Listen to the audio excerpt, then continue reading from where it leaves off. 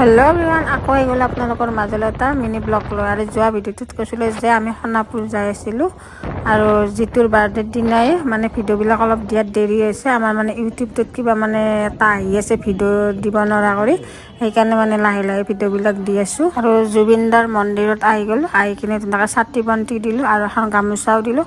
মানে ঘৰৰ পৰাই আকৌ অনা নোহোৱাৰ কাৰণে মানে তাতে ধুনীয়াকৈ গামোচাখন কিনি দিলোঁ। আৰু যাম বুলি যোৱা নাছিলোঁ, মানে হঠাৎ গ'লোঁ, যোৱাৰ কাৰণে এনেকৈ দিলোঁ, ধুনীয়াকৈ দিলোঁ। আৰু ইয়াত ধুনীয়াকৈ নাম চাম ধৰিয়ে থাকে, আপোনালোকে যোন যোন আহিছে সকলোৱে গমেই পায়। আৰু যোন যোন অহা নাই সকলোৱে আহিব আৰু হিয়াৰ আমঠুৰ মৰমৰ জুবিন দাক লগ কৰিবলৈ। আৰু অতি সোনকালে যাতে আমাৰ জুবিন দাই ন্যায় পায় আৰু সেইটোৱে আশা কৰিলোঁ। আৰু সকলোৱে আমাৰ অসমবাসী সেইটোৱে আশা কৰি আছে যে সোনকালে আমাক ন্যায়টো লাগে। জুবিন দাই য'ত ফটো উঠিছিলে তাতো মানে ৰাস্তাৰ পৰাই চালোঁ। আৰু আজি মিনি ব্লগটো এখানে যদি ভাল লাগে লাইক কমেণ্ট শ্বেয়াৰ ছাবস্ক্ৰাইব কৰিব। আৰু শেষত জাষ্টিস ফৰ জুবিন।